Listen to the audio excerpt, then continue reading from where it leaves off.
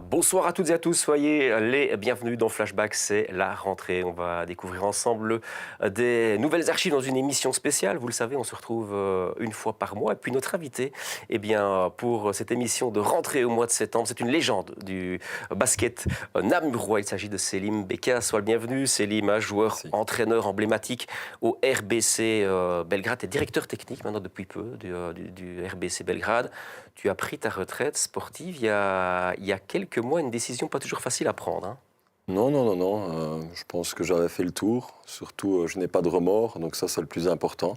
Et oui, comme tu as dit, j'occupe le poste de directeur technique, en plus de coacher plusieurs équipes à Belgrade. Ouais, tu restes autour du terrain. Si tu le veux bien, on va ouvrir la boîte à souvenirs et on va en profiter de nos archives pour tirer un peu le fil aussi de ta carrière. On va te retrouver à différents moments. On a retrouvé des archives qui remontent jusqu'en 2004, donc dans quelques instants.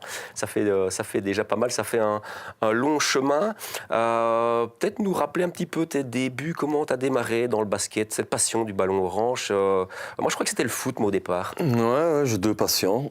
Toujours le foot que j'apprécie de regarder. Et le basket, j'ai commencé seulement à l'âge de 13 ans et demi, je pense. Ah ouais. Je jouais au foot. J'ai commencé le foot à l'Arquet à 6 ans. Et j'ai démarré le basket grâce à Karim Labidi et Stéphane Dehaas, après un camp de Saint-Louis où j'étais à l'école. Et j'ai fini en faisant 3-4 matchs en pupille à l'époque. Et j'ai continué un an les deux sports, le foot et le basket. Et puis les parents ont mis un petit stop parce qu'il y avait quand même les études. Et je me suis dirigé vers le basket où je jouais à l'UR Namur, qui n'existe plus au jour d'aujourd'hui. On va retrouver des images en 2004 où tu as quitté l'UR Namur. C'est une de tes premières années à Belgrade, je pense. Ouais. Tu as 19 ans en 2004 et tu joues en P1. On va retrouver des images de la finale de la Coupe de la Province contre le Conti. Tu peux nous redonner un petit peu le contexte à l'époque de ce que tu te souviens? On se doute bien que les souvenirs sont pas intacts après autant d'années, de 2004. On était parti de l'UR Namur avec Dominique Mauroy, qui était notre coach, qui reprenait la P1 de Belgrade à ce moment-là.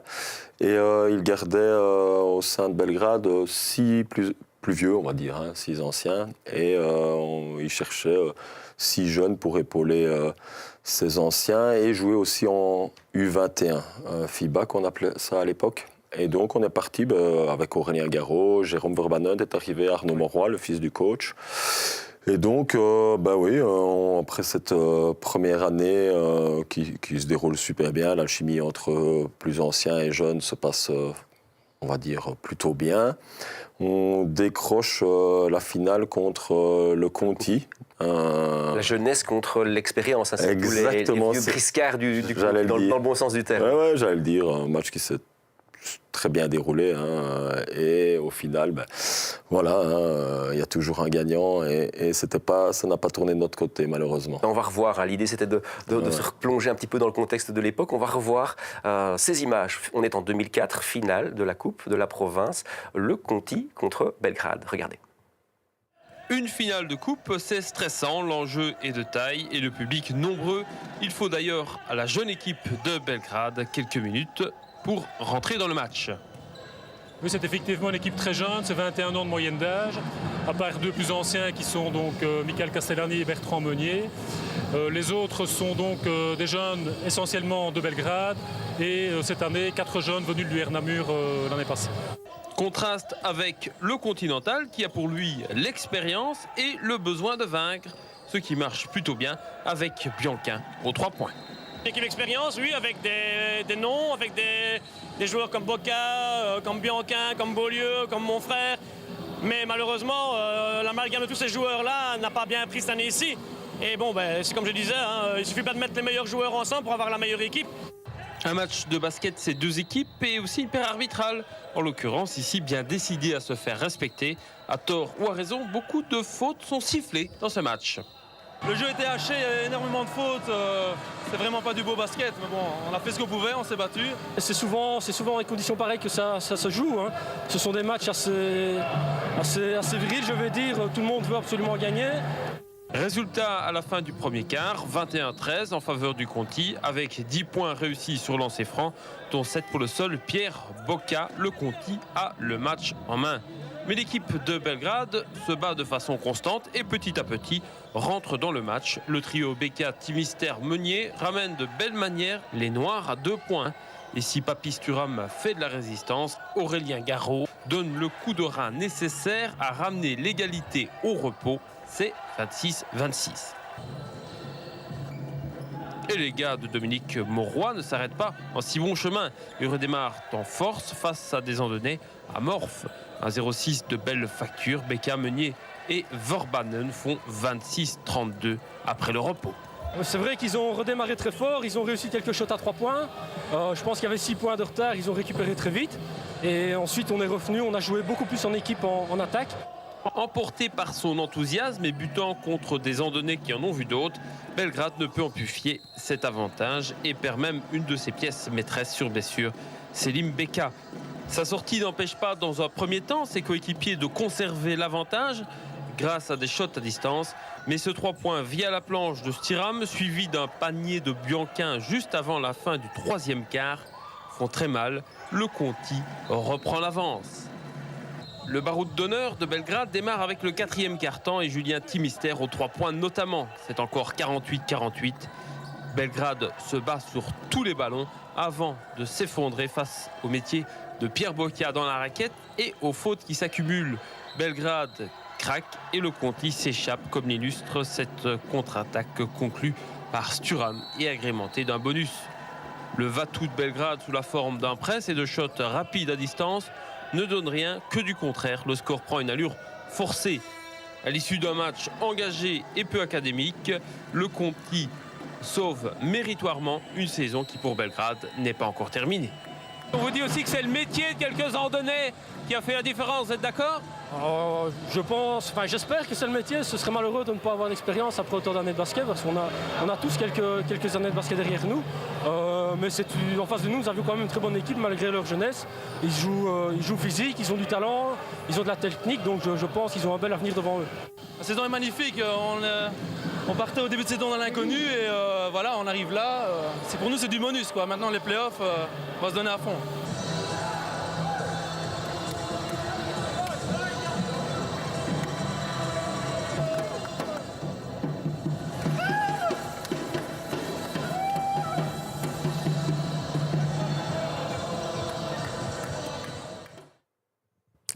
Ouais, un reportage réalisé à l'époque par Georges Gilles Quinet. Alors on est en direct sur Facebook, sur le Facebook de Bouquet Sport ainsi que sur YouTube. N'hésitez pas dans le chat à nous laisser un petit commentaire, à nous faire un petit coucou, à nous laisser un message, une anecdote, une question. On s'en fera le relais. Je regarde tout ce qui se passe sur le chat, donc n'hésitez pas.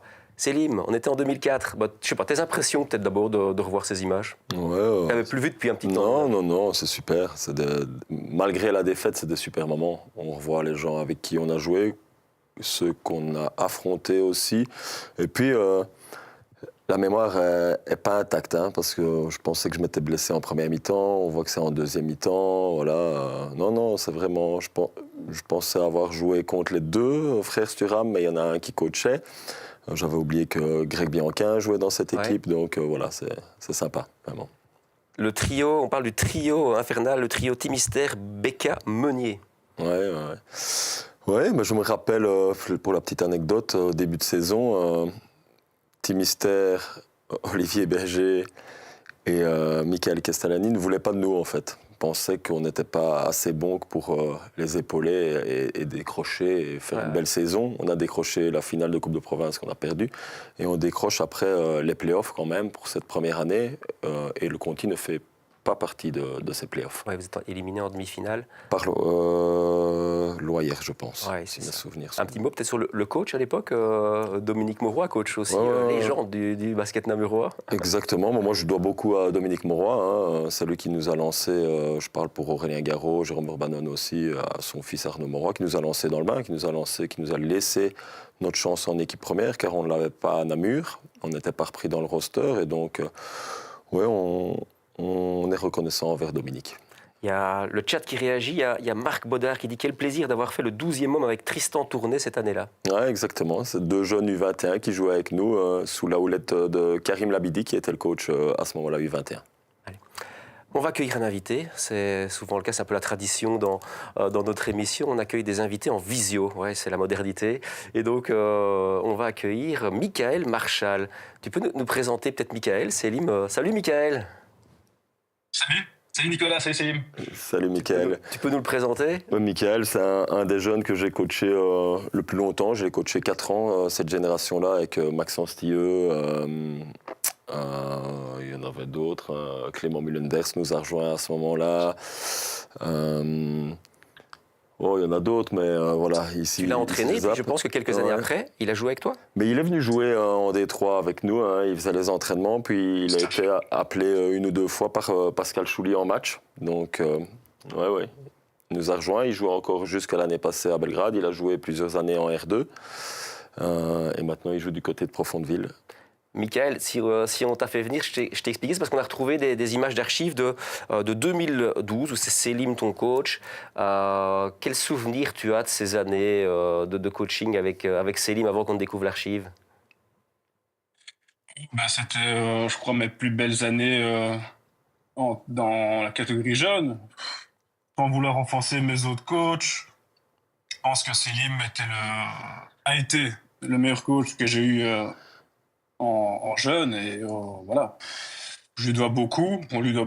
Donc, comme tu disais, Maxence, Clément, etc.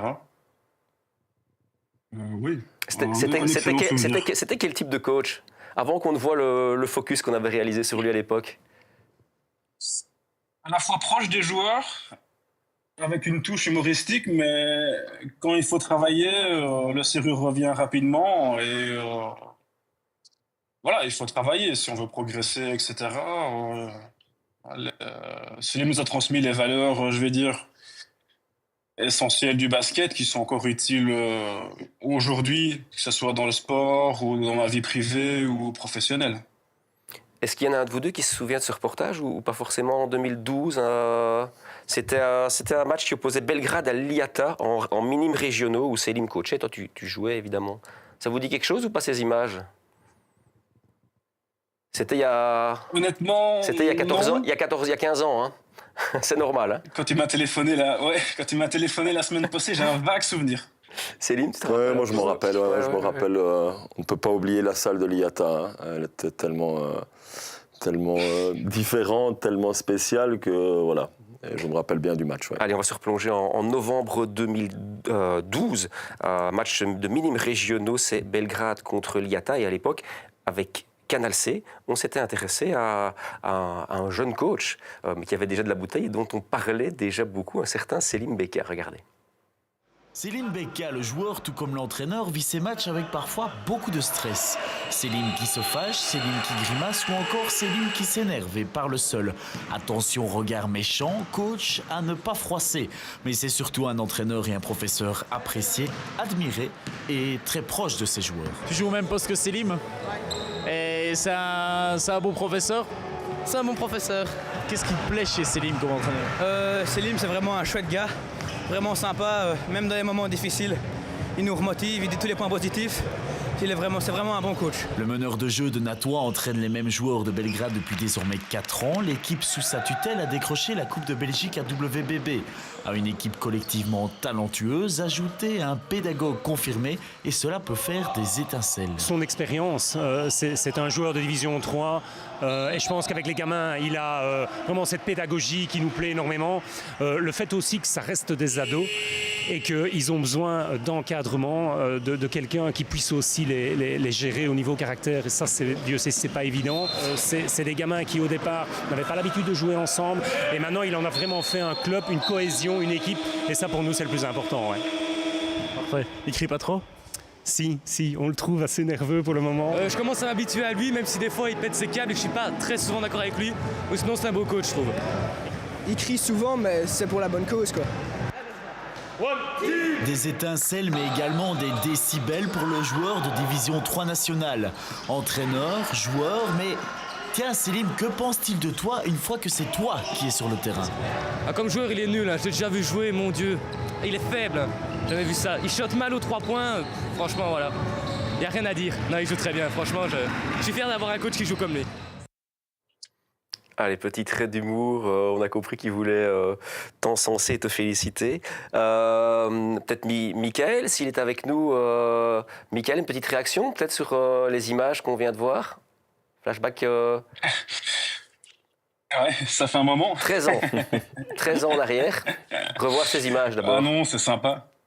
Voilà, c'est sympa de revoir ces images et voir l'équipe qu'il y avait, Jack, Selim, etc.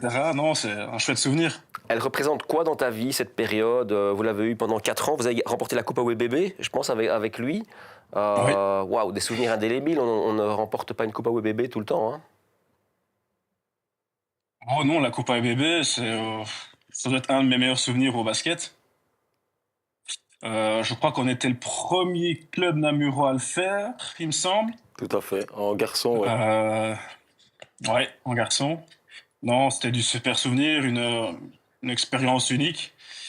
Et ces 4 ans avec Selim, ouais, c'était super, quoi. T'étais pas dans tes débuts dans le coaching, là, t'as démarré beaucoup plus tôt. En 2012, t'as commencé à coacher beaucoup plus tôt. Hein. Ouais, j'ai coaché beaucoup plus tôt. J'ai coaché à l'âge de 18 ans, donc en 2003-2004, j'ai commencé avec la génération de Guillaume Merlan, Rémi Guns, tous ces gars-là. Ouais. Et quand tu te revois, quand tu vois les images, il y a des choses qui te sautent aux yeux, des choses tu te dis, ah, j'étais comme ça, Ouais, évidemment. Je criais beaucoup, apparemment. Tout le monde le dit et le répète dans le reportage. Voilà, c'est vrai que j'ai eu ma période où j'étais un peu excessif, je pense. Du moins, Mike ne m'en veut pas apparemment, donc c'est déjà ça. Mais non, voilà, on passe par des périodes dans le coaching différentes et j'avais besoin de ça pour peut-être extérioriser certaines choses, certaines consignes. Je peux assurer que maintenant, je crie quand même beaucoup moins et j'effraie moins mes joueurs. Malgré qu'à mon avis, Mike et Maxence, qu'on voit à l'interview aussi, n'étaient pas tant effrayés que ça. Ouais, c'est bien de voir un peu comment on peut évoluer aussi avec le temps dans le coaching. Le reportage, il est assez sympa parce que tu es assez encensé, tu es un modèle finalement pour ces jeunes ados.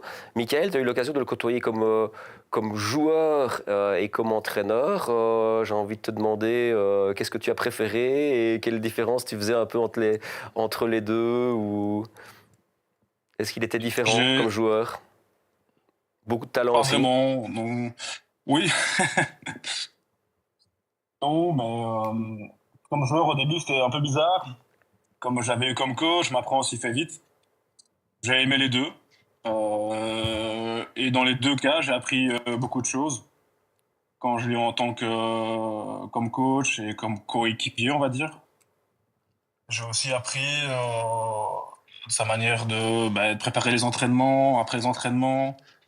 S'il a joué aussi longtemps, c'est pas pour rien non plus. Donc, on apprend. J'ai appris des deux côtés.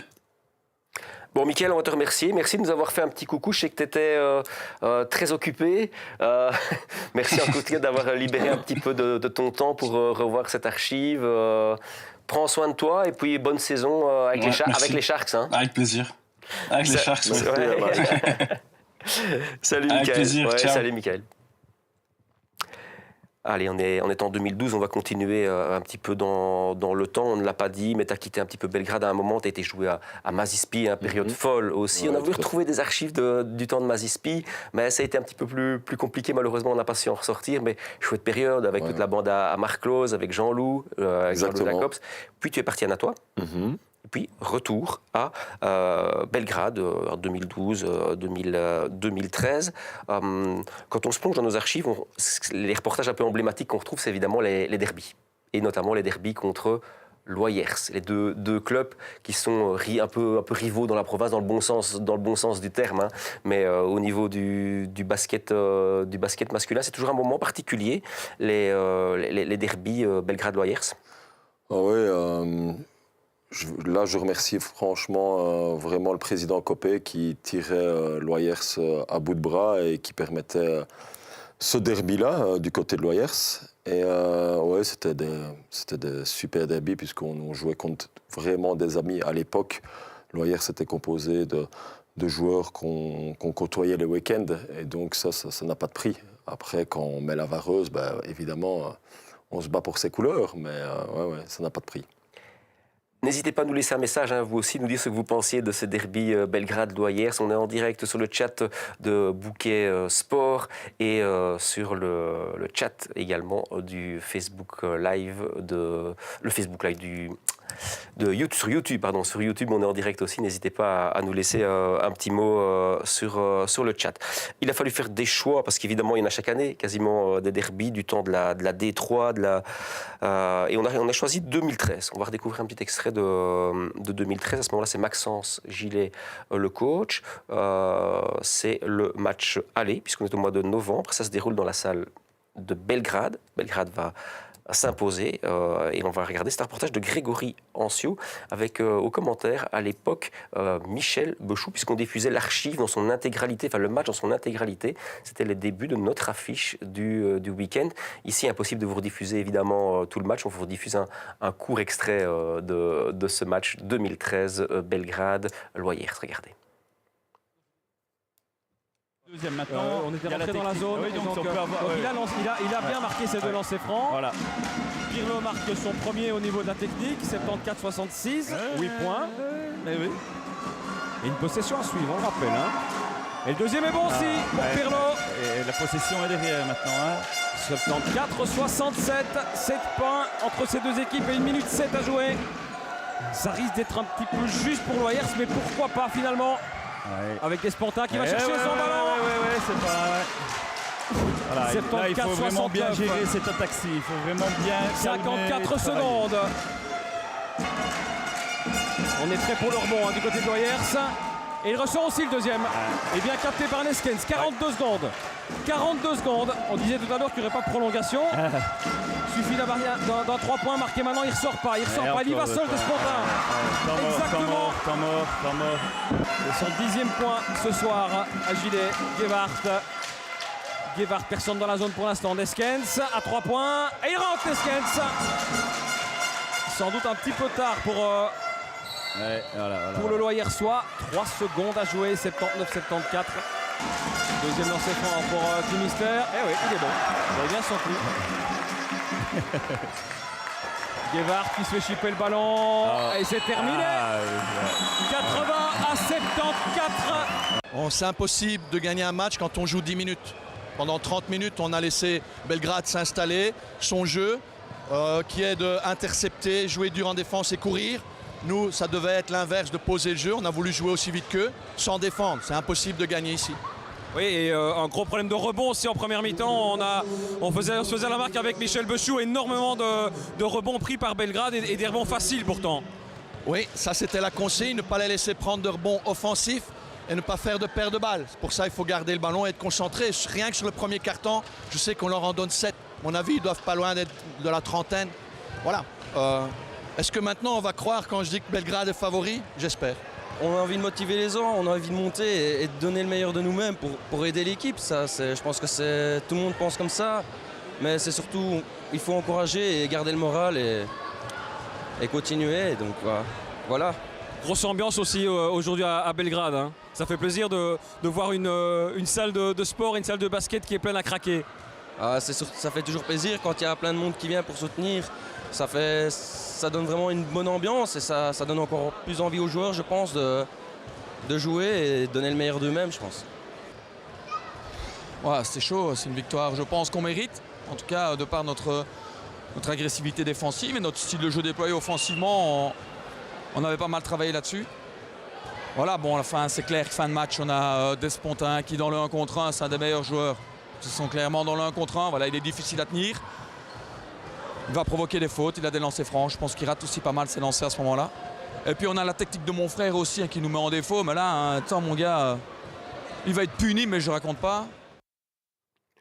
Allez, on se souvient de Maxence Gillet et de sa parole à l'interview où il raconte tout, il dit c'était chaud. C'est vrai que 80-74, 2013, novembre 2013, il y a des années où c'était un peu plus déséquilibré. Cette année-là, c'était quand même chaud. Ouais, il y a eu match jusqu'au bout, mais je préfère quand même signaler que son frère n'a pas été puni pour sa technique aux entraînements. Ça, je préfère mettre les choses au clair, au point. Oui, on voit le monde. On voit le monde qui se déplaçait à ce moment-là. C'était vraiment la fête du basket namurois, puisqu'on était les 2 clubs en Détroit. Ouais, le monde dans la salle, c'est gai. Oui, c'est gai, c'est gai. Et puis, je me rappelle bien du gros match, de la grosse fin de match d'Audric, comme le dit Maxence, malheureusement qui rate quelques lancers à la fin, ou heureusement pour nous. Et c'était un réel plaisir de jouer devant autant de gens, avec une ambiance saine. Voilà, nous, équipe forte, beaucoup de Namurois, beaucoup de jeunes issus de Belgrade et des alentours. Et à Loyers, ils avaient été chercher 2-3 joueurs plus anciens pour...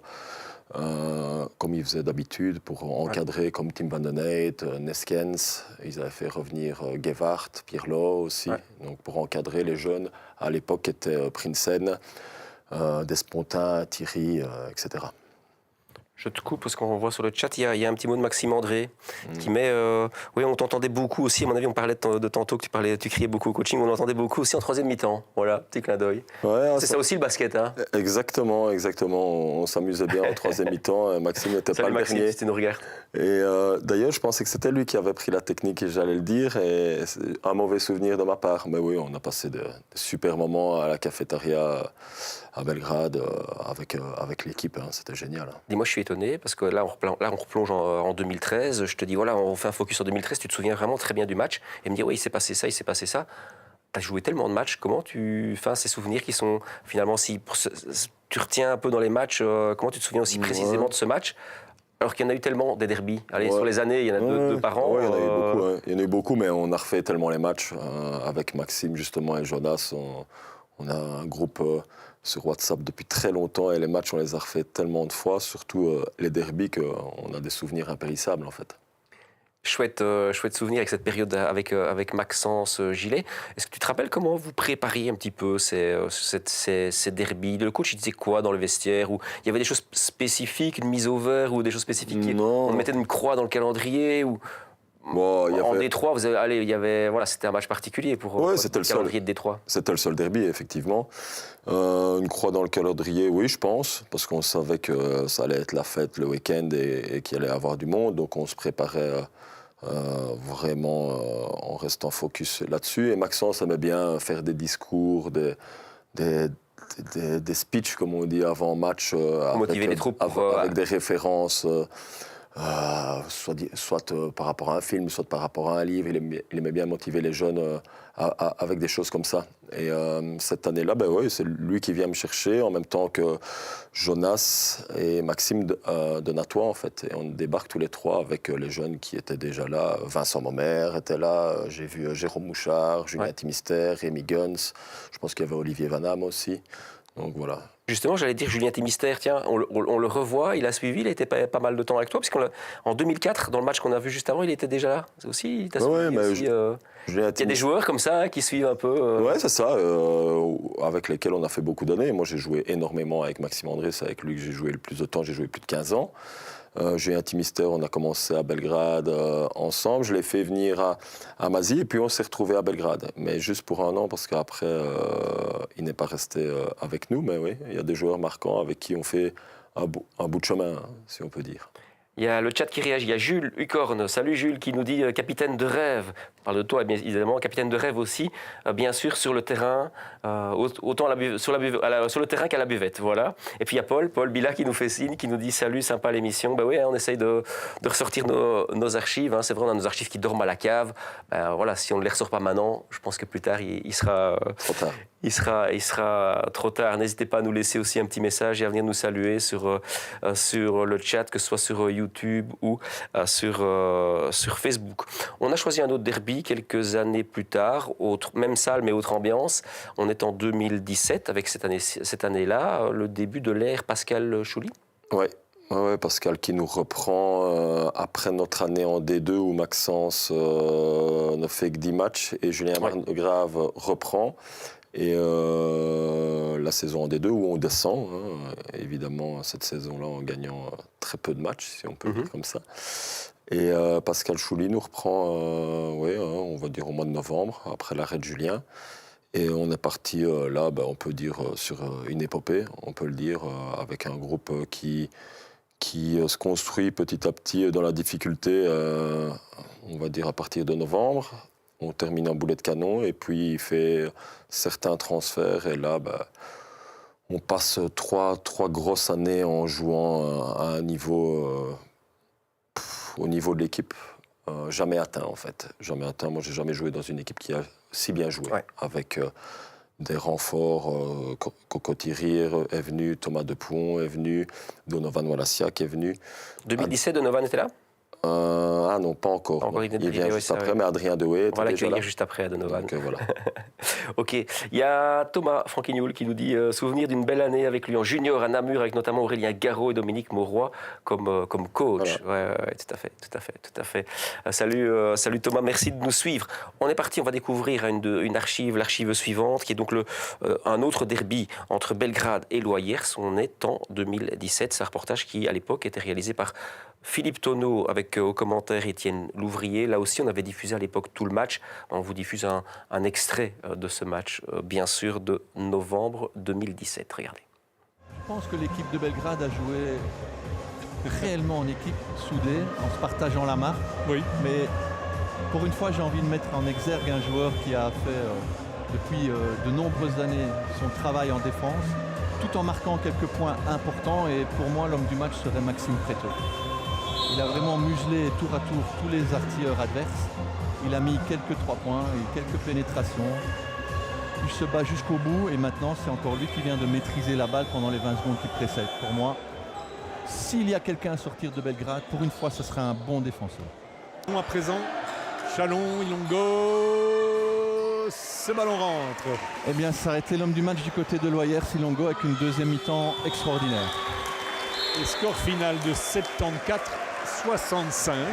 Je pense qu'on a un bon groupe, on s'amuse bien et on a peut-être tendance à se dire quand on prend 10 points que voilà, on joue bien, on va continuer, alors qu'on devrait continuer, vraiment garder la même rythme défensif et tout. Et encore aujourd'hui, je pense que ce qui nous fait du bien, c'est que tout le monde sort du banc, se donne vraiment à fond et apporte quelque chose. Donc même si on n'a que 10 points, on garde comme ces 10 points, c'est pas comme si on s'effondrait. Donc ça, tant qu'on gagne, franchement, c'est pas un problème, on va continuer comme ça. Mais on encaisse que 66 points, donc c'est la clé du match. Donc ça vous fait 9 victoires en 11 matchs. C'est un super début de saison, avec je crois un calendrier pas facile pour les 3-4 matchs qui viennent. Oui, les 2 matchs qui viennent, c'est les 2 équipes du top. Mais bon, voilà, on est en avance sur notre programme. Je leur ai dit, si on gagne encore un match, on aura le même quota de victoire que l'année passée. Il reste 16 matchs. Mais maintenant, on est dans une position où tous les matchs, on doit les gagner. Donc il faut vraiment qu'on joue libéré, qu'on se dise qu'on n'a plus rien à perdre. Et que moi, je suis sûr qu'on peut gagner contre Scamp à la maison. Hein. On l'a déjà prouvé contre Villevort, qui était invaincu, et on les a battus à la maison. Le match d'Esneux ici en semaine a fait du bien à certains joueurs qui ont pris de la confiance. J'espère que ça va être un déclic pour eux et qu'on va pouvoir enfin engranger les victoires, parce que c'est vraiment ce qui nous manque, c'est une ou 2 victoires d'affilée. Et là, je pense qu'on va pouvoir les enchaîner et lancer la machine. Ouais. Le seul regret que j'ai, c'est les détails, les lancers francs et quelques rebonds offensifs qu'on a abandonnés à Belgrade, parce que je pense que si on reste au contact, c'est un autre match, en tout cas dans notre tête à nous. Je pense qu'eux, il faut leur tirer notre chapeau. Hein. Ils sont restés très calmes. Ils ne sont pas affolés quand ils ont commencé à rater 3-4 shots à 3 points en début de match. Et ils ont joué sur leur capital confiance engrangé pendant les 10 premiers matchs. Allez, on était en 2017, novembre 2017. N'hésitez pas à nous laisser un commentaire sur le chat Facebook ou sur YouTube. Il y a des choses qui te sautent aux yeux quand tu revois l'archive, un derby comme les autres? Non, la première chose que je vois, c'est à la fin de l'interview, je vois Francis Davin, le secrétaire emblématique de Belgrade, qui ramasse les déchets de l'équipe adverse. Voilà, je lui fais un coucou parce que sans lui, Belgrade ne fonctionnerait pas aussi bien. Sinon, oui, j'avais oublié par contre que c'était Laurent François, le coach adverse, contre qui j'ai toujours gagné en fait. Ça, c'est un bon souvenir. C'était il y a nouveau. Quelques images qui tournent là, on voit aussi pendant qu'on discute, de nouveau toujours beaucoup de monde. Hein. Oui. L'agencement de la salle est différent maintenant parce que les supporters sont de l'autre côté, mais oui, toujours beaucoup de monde. On voit bien, on entend l'ambiance qu'il y a lors de ces matchs-là. Et oui, on en sort encore vainqueur. Et très agréable de revoir Pascal Chouli, qui a été vraiment apprécié de tous dans l'équipe. Il a laissé que des souvenirs, que de bons souvenirs. Et là, on voit à la fin les jeunes de Belgrade qui jouent. On voit Louis Ndiaye, qui était de la même génération que Michael Marshall qu'on a vu avant. Oui. Louis Merlan, le frère de Guillaume. Vincent, qui est le nouveau capitaine cette année, qu'on ne présente plus. Et Maxime, si, Donovan joue déjà. Ah oui, je ne m'étais pas trompé, Donovan jouait déjà. Et Maxime Préto, qui, à mon avis, c'était la seule fois qu'il a été MVP, je pense. Parce que les derbies, trop de pression et il avait du mal à gérer ses émotions. Donc voilà. Allez, Donovan, on va l'accueillir justement par la magie des calls. Salut Donovan. Bonjour à tous. Merci de nous rejoindre. Je sais que tu as un agenda fort chargé, tu es entraîneur au centre de formation et tu as dû postposer ou modifier ton horaire d'entraînement pour être avec nous. Bon, ils ont entraînement là, mais je me suis arrangé pour pouvoir être là. Je ne sais pas si tu as vu les images qu'on a diffusées juste avant. Je ne sais pas si tu as vu, tu as eu l'occasion de les voir. Oui, bien sûr. Ça t'inspire quoi? Je suis là depuis 10-12 minutes, mais bien sûr, ça reste de très très bons souvenirs. C'est toujours en tout cas pour moi, dans mes plus belles années de basket, je pense que Céline l'a dit, j'étais déjà là à ce moment-là, qu'on jouait à un niveau, je pense que parfois on ne comprenait pas trop comment on faisait pour jouer à ce niveau-là, mais c'était vraiment la relation humaine, je pense, qui permettait de sublimer certains joueurs et certaines phases de jeu qui restent encore parfois un peu inexplicables, mais c'est un peu la beauté du basket. Oui, tout à fait. Puis ensemble, vous allez, dans ces années-là, gagner 2 coupes AOBB. Hein. C'est bien ça, oui. Ouais. Tu nous rappelles le contexte de la première coupe AOBB, je suppose que tu t'en souviens, forcément. Avant qu'on ne découvre les images de la victoire de la 2e coupe AOBB, la première, c'est dans quel contexte? C'est dans un contexte où je pense qu'on est sur une très belle saison. On sortait d'un bon premier tour et on a enchaîné. Je pense qu'on finit 3e ou 4e cette saison-là. Ouais. Et on a l'opportunité de passer en coupe et de battre. Je pense que cette année-là, on doit battre 2 fois Royal 4 parce que le match a dû être joué. Royal 4 de Division 2 et je pense qu'on le fait. Donc voilà, c'est qu'on méritait clairement notre place. Et après, la finale, on joue contre Saint-Walburge. Ouais. Et je pense que là, c'est de nouveau une victoire collective de Belgrade. Je pense que c'est Jonas qui est élu MVP ce match-là. Et c'était tout à son honneur, le capitaine de notre équipe à ce moment-là, qui méritait cette récompense individuelle, même si je pense que si on doit résumer, en tout cas pour moi, les 2 années, mais ce groupe-là, je pense que c'est vraiment, comme Maxime le disait en interview, un groupe d'amis, on s'amusait bien, on prenait du plaisir ensemble et c'était le principal.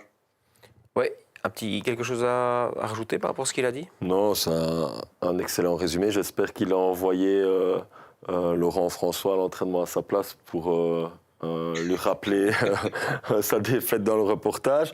Non, Donovan a totalement raison. Je pense que cette année-là, on finit même 2e, juste derrière De Pint qui monte et qui maintenant est toujours en Division 2. Mais quand il parle de phase de jeu inexplicable ou quoi, c'est la vérité parce qu'à un moment donné, on se trouvait les yeux fermés, tellement il y avait d'automatisme, tellement c'était facile d'évoluer ensemble, aucune guerre d'ego, vraiment. On bat 2 fois Royal 4, qui est une grosse équipe en Division 2, avec tous des joueurs de D2 confirmés. Un petit problème au chrono le premier match, on pense avoir gagné, pour finir, on doit le rejouer, on les rebat à la maison. Puis on avait fait le plus dur, en gros, parce qu'on avait joué les Divisions 3, et je pense que Saint-Walburge montait en D3 cette année-là, n'avait pas une grosse équipe. Et donc, oui, on gagne assez facilement ce match-là, comme la 2e finale aussi, même si je spoil un peu le reportage. le reportage d'après. Non, mais c'est bien. Et tu vas voir dans le reportage qui va suivre, Pascal Chouli, qui est à l'interview, il parle aussi de cette relation humaine qui est très très forte et qui porte au final les joueurs et l'équipe. Un petit mot au niveau du chat, 2 réactions. Il y a Candice, ta compagne, tellement d'années à te voir sous les couleurs de Belgrade, ça va nous manquer de ne plus te voir à la Maine, mais bon, d'ici quelques années, Bouquet viendra filmer ton fils. Très sympa, ces archives, Victor. Ton fils, qui joue à Belgrade en U14, qui est future pépite du club avec d'autres, hein, mais future pépite. On en a beaucoup, beaucoup. Mais voilà, pépite à 12 ans, à 14 ans, on sait bien que ça ne veut rien dire. Pour le futur. Et Jeff Farvac qui nous fait un petit signe aussi. Salut Jeff qui nous dit on vous souhaite autant de réussite à la page basket que celle de foot. Ça c'est plus pour nous en interne au niveau de Bouquet. Merci beaucoup Jeff. N'hésitez pas vous aussi à laisser un commentaire sur Facebook ou sur YouTube. On est attentif au chat. Donovan, on va redécouvrir les images de la finale de 2019, finale de la Coupe AWBB. On l'a dit, on ne va pas le cacher, Belgrade remporte sa 2e coupe AWBB. Un bel exploit, c'était face à Belle Flamme, un match à l'époque qui est commenté par Philippe Tonneau. Gros match, et on va le voir, je pense qu'un certain Donovan Walaziak fait beaucoup de bien à Belgrade, parce que tu vas être élu MVP du match. Tu te souviens que tu avais fait un gros match ou pas Je m'en souviens, oui. C'était particulièrement un match qui me tenait à cœur parce que j'avais pris le choix de changer de club l'année d'après. Et je me rappelle très bien le capitaine qui est ici assis en face de toi, qui m'a attrapé par le maillot, qui m'a dit « Gros, je m'en fous que tu pars, mais maintenant tu nous offres la finale, ça va ?» Génial. On est du bon côté, donc voilà, tant mieux. Allez, on ne va pas patienter plus longtemps. On est en mars 2019. Belgrade bien joue et va gagner sa 2e finale de la Coupe AWBB. C'est face à Belle Flamme. Un commentaire signé par Philippe Tonneau. «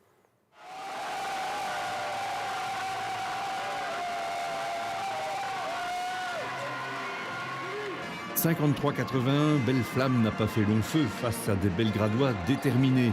Une équipe de Pascal Chouli bien décidée à s'offrir une petite coupe pour agrémenter sa fin de saison. On savait qu'on devrait attaquer une défense de zone dès le début de match. Et ça, on l'a bien fait. Il y a eu beaucoup de réflexions. Je leur avais dit, tombez pas dans le piège de uniquement shotter. Essayez de travailler sur les relations avec les pivots, le jeu intérieur, aller au rebond offensif, mettre beaucoup de rythme pour monter la balle, pour essayer d'avoir des décalages. Et ça, les joueurs l'ont très bien respecté. Et défensivement, en première mi-temps, j'allais dire, défensivement, ils ont été assez forts. 11 points au premier quart-temps et 11 points au deuxième. À ce moment-là, ça devient difficile de battre Belgrade. 11-19 aux 10 minutes par André, Merlan, Thierry et Walaziak et 22-47 à la mi-temps par Dupoulon, Beka aux 3 points et un Donovan Walaziak des grands jours, incontestable et incontesté MVP de cette rencontre, presque à sens unique. Et ça me tenait à cœur de faire un grand match vu que voilà, l'année prochaine je quitte ce bon club, cette famille et voilà, ça me tenait à cœur de pouvoir leur offrir au moins ce dernier trophée avant de partir. Où partez-vous? À Nivelles. Walaziak, Preto, Merlan et Dupoulon en partance sont annoncés 2 jeunes du centre de formation, Mehdi Serkareli et Alexandre Loest, ainsi qu'Audric Despontin. À cela, il faut encore ajouter le remplacement du coach. Didier Temans succédera à Pascal Chouli. Moi, le but quand je quitte un club, c'est qu'on me dise que je manque humainement, sur le plan humain, parce que je suis quelqu'un d'entier, je suis quelqu'un de très attachant, de très respectueux. Je sais être exigeant à certains moments, je sais rigoler, mais quand je suis sur le terrain et quand je vais à l'entraînement, c'est toujours pour donner à fond. Et ça, les joueurs me l'ont toujours rendu. Et j'ai toujours dit, si on n'a pas un vestiaire, on ne gagne pas des matchs. On ne gagne pas des matchs, on ne gagne pas des coupes, on ne gagne pas des championnats. Si on a un vestiaire, on peut tout prétendre. On vous a vu faire la fête, une fête particulière à Pascal Chouli, un hommage particulier à Pascal Chouli. Il a été important? Bien sûr qu'il est important, c'est notre mentor, c'est notre ami, c'est notre coach, c'est le papa. Donc voilà, c'est super important pour nous de pouvoir lui offrir parce que voilà, lui aussi l'année prochaine, il rejoint une autre écurie. Et donc voilà, on voulait absolument lui offrir ça et montrer à tout le monde qu'il fait du bon boulot et que voilà, on tient à lui. Et toute l'équipe de Belgrade a bien prouvé ce respect du coach en partance, en restant concentré jusqu'au bout de cette finale. 35-65 aux 30 minutes et 53-81 comme score final. Il reste en championnat un match à domicile pour célébrer cette belle fin de saison. Ce sera le 5 avril contre Ostkamp, solide deuxième de la série. Allez Belgrade! Ouais, des images qui font chaud au cœur à revoir. Il n'y a pas eu photo, 58-81, score final. Donovan, peut-être un petit commentaire à voir ces images. C'était il y a 6 ans. Ben, Il y a des choses qui te sautent aux yeux ou... Pas plus de cheveux sur la tête, il y avait déjà 6 ans. Donc, mais ou sinon, oui, voilà, toujours un bonheur de voir ces images. Je ne me rappelle plus les avoir vues, donc ça fait toujours plaisir de revoir les joueurs avec qui on a partagé de très bons moments. Et je pense que les messages qui sont dits reflètent ce qu'on vient de dire avec Selim. C'était un peu comme une famille. Et les liens qui lient tous ces joueurs qui ont évolué ensemble pendant 2 ans, même s'il y a eu 1 ou 2 changements entre les 2 saisons, l'environnement restait similaire et toujours aussi agréable. Il y a Florentin Hucorn qui vient de mettre un commentaire. Il me dit mes premières minutes cette année-là et le début d'une belle histoire avec Selim et tous les gars. Et puis il te fait un petit clin d'œil. Selim de moins en moins stressé devant la caméra. Ça fait plaisir à voir. Voilà. Florentin, Selim, peut-être un petit mot de revoir ces images, que du bonheur. Je rejoins Donovan quand il décrit Pascal Chouli, il dit mentor, coach, papa. En fait, qu'on soit sur le terrain ou en dehors du terrain, et même en troisième mi-temps, c'est lui qui gérait tout. C'est lui qui mettait l'ambiance, il fermait les buvettes avec nous. C'était jamais un mot déplacé, un mot plus haut que l'autre, jamais attaqué de front les joueurs, les responsabiliser. J'ai gardé beaucoup de lui, de sa façon d'être et de sa façon de communiquer avec les joueurs dans ma façon d'être maintenant avec mes jeunes. Parce qu'il avait compris comment gérer un groupe et il a géré des professionnels, il a coaché en D2, on ne va pas refaire son curriculum vitae, mais il a coaché des sacrés bonhommes. Et il a eu toujours cette faculté d'adaptation par rapport à nous qui étions un cran en dessous de ce qu'il avait coaché comme joueur. Mais je me rappelle que cette année-là, au début de la saison, on perd d'un point contre une grosse D2. On pouvait aller jouer une D1 au tour suivant et on était parti encore sur des bases extraordinaires avec un groupe, tous des gars géniaux, Thomas Depoulon qu'on n'a pas encore cité, il y a Adrien Dewey qui venait de P1 à qui on a lancé, on voit Michael Marshall justement dans le Marshall. Voilà, et Donovan avait laissé vraiment son empreinte sur le match. Je pense que les gens de Belle-Flamme, les gars de Belle-Flamme en ont fait des cauchemars ce jour-là. Ouais, moi, il y a le commentaire de Pascal Chouli, Donovan, mais il fait fortement écho. Il dit « Si tu n'as pas de vestiaire, tu ne peux prétendre à rien. Si tu n'as pas de vestiaire, tu gagnes rien. Tu ne peux pas gagner. » Je suis tout à fait d'accord avec ça. Je pense que c'est ce qui fait la particularité de notre beau sport et de tous les sports collectifs. C'est-à-dire que avant d'être un sport de performance, c'est une relation humaine et une relation entre différentes personnes qui vont plus ou moins bien se passer, mais tous les déchets techniques, toutes les performances, généralement, qui sont des succès, sont liées à comment le groupe se comporte en dehors du terrain et ensemble dans le vestiaire quand les regards ne sont pas là. Quand il me disait on fermait les buvettes, il n'y avait plus que nous, mais c'était presque les meilleurs moments. Quand on était dans le vestiaire, c'était les meilleurs moments avec la fameuse phrase de j'ai des news. Et donc, je pense que Céline voit très bien de quoi je parle. Exactement. Donc, c'est tous ces moments-là qui reviennent et qui ont permis, en tout cas, à ces 2 années de Belgrade d'être performantes. Oui, ça rejoint un petit peu ce que tu disais tout à l'heure. On se trouvait les yeux fermés. Parfois, on ne sait même pas comment on se trouvait. Bah oui, ben voilà, hein, ceci explique peut-être explique cela. Et puis il y a Jean-François Davreux. Salut Jean-François, qui nous dit t'es le plus beau, Selim. Voilà. Donc merci Jean-François, président du Basket Namur Capital. On souhaite une excellente saison et on espère que tout va bien se passer du côté des filles. Donovan, comment ça se passe au centre de formation? Un petit mot en ce début d'année, c'est la rentrée. Tout va bien de ton côté? Ben voilà, c'est comme tu l'as très bien dit, c'est la rentrée, donc les jeunes s'acclimatent petit à petit à leur nouvel environnement pour les nouveaux et les autres prennent un rôle un peu plus de mentor et voilà, c'est un renouvellement de jeunes adolescents qui ont pour ambition de faire du basket au plus haut niveau, donc voilà, ça reste toujours prenant, mais on s'y attelle. Merci beaucoup en tout cas d'être venu nous faire un petit coucou. On va te laisser retourner à l'entraînement et prends soin de toi et puis à très vite. Hein. Merci beaucoup. Merci à vous. Salut Donovan. Ouais, salut à Donovan, salut. Oui, sympa, Donovan, solide joueur aussi, hein, MVP, puis il est allé jouer du côté de Nivelles après. Je me rappelle qu'au début, les quelques premiers matchs, parce qu'on parle que des bons moments, mais il a eu du mal à s'acclimater justement, parce qu'il avait un jeu, il venait des Spirou à ce moment-là, il était formé au Spirou. Il avait un jeu beaucoup basé sur le 1 contre 1, donc lui a dû s'adapter à nous. Et après, quand la machine a été en route, il a fait des saisons extraordinaires. Il a été à Nivelles et il a ponctué sa carrière quand même avec la D2 à Courtrai, donc il a vraiment fait une belle carrière. Tout à fait. Il y a Candice qui est sur le chat qui dit les meilleurs stages de préparation aussi, c'était avec le coach Chuli. Et puis elle fait un petit smiley avec la bouche de travers. Ouais, vraiment. Pascal nous organisait ça, il nous a fait découvrir le complexe à Havrais. C'était quelque chose qui lui tenait fort à cœur. Et on partait sur des stages, toujours basés sur du basket. Et puis... parfois, on loupait une séance parce que Coco Thierry en avait décidé autrement, ou Thomas Depuon aussi, mais toujours dans la bienveillance et toujours en mettant le groupe en premier.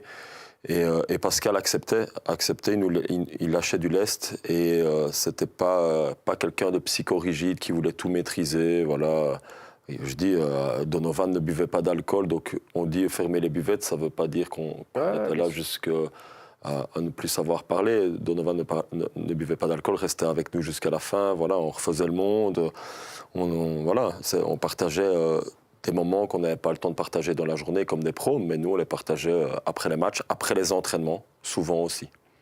Benjamin Gérard qui nous laisse un commentaire qui met exigence et bienveillance en tant que coach, de best, le meilleur. C'est gentil, merci. J'espère que ça durera, tout simplement. Oui, tout à fait.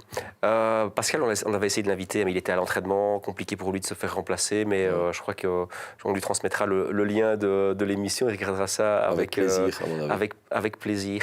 On referme un peu la parenthèse archive pour se tourner quelques instants vers l'avenir, la saison de Belgrade, au niveau de la direction technique. C'est quoi cette année-ci les lignes directrices du côté de Belgrade pour la nouvelle saison, les ambitions, les projets peut-être du côté de Belgrade? On va commencer par les équipes seniors. Voilà, Bastien a signé pour une deuxième année, donc continue avec son groupe. On a rajeuni le groupe, on a lancé encore un nouveau jeune issu du centre qui travaille aussi en collaboration avec nous. La saison, ils ont fait de super résultats au niveau de la Coupe de Belgique. Et donc, on attend le tirage au sort pour savoir qui ils vont avoir comme adversaire. Le championnat commence déjà ce samedi et on attend une saison plus calme que l'année passée. Alors, peut-être pas avec des ambitions, on ne va pas parler de play-off. Même si ça tient à cœur à Vincent Mommer qui a repris le capitanat et qui lui l'a annoncé haut et fort, mais c'est très bien d'avoir de l'ambition. Mais j'ai eu la chance de les coacher parce que Bastien a été papa dans la nuit, donc j'ai dû le remplacer à Neuchâteau. Et j'ai pris énormément de plaisir de les coacher. Pourtant, je ne pouvais plus les voir comme coéquipiers, comme quoi. J'ai senti le groupe super réceptif et donc ils sont ils sont dans la bonne voie. En R2, ben, on a Thomas Dustin qui est venu prendre notre équipe R2, qui va travailler avec un groupe extrêmement jeune, mais encore de très hautes ambitions, même si ce n'est pas le but, parce que la R2, on veut lancer nos jeunes au fur et à mesure. Et ils ont fait play-off l'année passée. Ouais, bien sûr. On espère, pourquoi pas, qu'ils fassent play-off cette année. Hein. Ils en sont capables, même s'ils ont perdu plusieurs cadres, puisque avec nouvelles règles, les plus de 23 ans ne peuvent plus jouer. Donc Florentin Hucorne ne jouera plus et Constant Davreux ne joueront plus. Ils ne joueront qu'en TDM2. Voilà, la P1... qu'on a rajeuni. Michael Marshall n'a pas été rancunier parce que je l'ai moi-même remercié pour laisser la place aux jeunes. Donc ça, je lui tire mon coup de chapeau parce que ça n'a pas été une décision facile à lui annoncer et lui à l'accepter. Ils étaient plusieurs dans le cas, mais voilà, je fais référence à Mike. Et là, on a que des U21 et des U18 en P1. On a ouvert une 4e équipe en P3 avec que des U18. Voilà, on veut faire jouer nos jeunes le plus vite possible en équipe senior. Et on ne veut pas aller chercher de plus vieux pour les encadrer ou quoi. On a un bon vivier, un gros vivier à Belgrade, donc il faut qu'on puisse l'utiliser. Et puis les équipes jeunes, l'objectif c'est que ça soit les U14, U16, U18, U21, passent dans la 2e poule pour jouer en national contre les équipes flamandes, parce que ça, ce sont des matchs hyper enrichissants avec un niveau d'exigence quand même assez élevé. Pour l'instant, U14, U16, on y arrive chaque année, donc ce serait bien. Et puis la cerise sur le gâteau, c'est évidemment les coupes AWBB moment très attendu. Voilà, souvent Belgrade est le seul club ou un des seuls clubs namurois à sortir son épingle du jeu. Oui, pour l'instant ça fonctionne bien. Voilà, tout ce qui a été mis en place par le staff il y a quelques années avec Didier Theman, Stéphane Bagzaï, Nicolas Goenko, on continue en modifiant, en apportant des choses différentes, puisqu'on regarde ce qui fonctionne et ce qui ne fonctionne pas. Voilà, on a ouvert aussi chez les plus petits des tournois à l'étranger. Hein. On va avec les U12 en Espagne, on a fait Courtrai, évidemment, qui n'est pas à l'étranger, mais on va en France et on se rend compte que dans ces catégories d'âge, on n'est pas loin des Espagnols, on n'est pas loin des Français. Voilà, avec nos joueurs issus du vivier, hein, on ne fait pas des sélections quand on va à l'étranger, quand on va à Courtrai non plus. Pourtant, on joue des Espagnols, on joue des Italiens.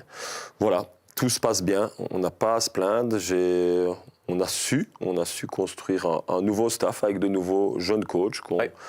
Voilà, Florentin Hucorne a sa chance en maxi basket. J'ai accueilli Florent Seydhoff qui coach à Bonine, David Rousseau aussi, Jérémy Prinsen qui donne un coup de main, Bastien qui prend une équipe de jeunes. Voilà, ce sont génial, de quoi construire que de jeunes coachs et voilà. Donc, il n'y a plus qu'à travailler. On est au début de saison, c'est bien de parler, mais maintenant, il faut prouver sur le terrain. Et on vous souhaite le meilleur avec Bouquet. C'est sûr, on va vous suivre. On vous suit presque chaque semaine. Il y a Los Bombos de Lombas, qui, ça ne s'invente pas. Et Selim est sûrement un des meilleurs formateurs de jeunes dans la province de Namur. Et puis, il y a formateur de jeunes, et il y a Serge Frassard qui nous met aussi. Et maintenant, Selim, quel défi? Peut-être pour toi, individuellement, ou un défi au coaching, ou un défi comme joueur, ou tu m'as dit que tu faisais beaucoup de vélo aussi, je ne sais pas. Un défi, ça peut être au sens large. Hein. Non, mais Serge, à mon avis, me titille avec ça, mais c'est vrai que j'accroche vraiment au niveau vélo de route. Donc, voilà, je me laisse le temps un peu, parce que là, je t'avoue qu'avec toute la rentrée, pas scolaire, hein, la rentrée au basket, il y a du taf. Je suis à la salle tous les jours pour donner entraînement. Donc, le temps que les choses se mettent en place, après, je chercherai un défi personnel. Sinon, au niveau coaching, je m'épanouis énormément avec les jeunes. Et voilà, j'ai été coaché un match en TDM2, mais ça ne m'attire pas plus que ça. Donc, pour l'instant, focus sur les jeunes et je me trouverai un défi dans les semaines qui arrivent, on va dire. Allez, on espère que tout ira pour le mieux. Merci, Selim, en tout cas, d'avoir été Merci avec nous. à toi, en tout cas. Je sais que tu avais dû modifier un peu ton agenda ou te faire remplacer Voilà, exactement. à l'entraînement pour revoir ces archives. On était super heureux de t'accueillir. On te souhaite le meilleur pour la saison. Merci beaucoup. C'était avec un grand plaisir. Allez, merci aussi à vous de nous avoir suivis. On vous rappelle à une adresse mail si vous souhaitez nous écrire, flashback@bouquet.media. On se retrouve dans un mois pour découvrir de nouvelles pépites, de nouvelles archives. D'ici là, portez-vous bien. Au revoir.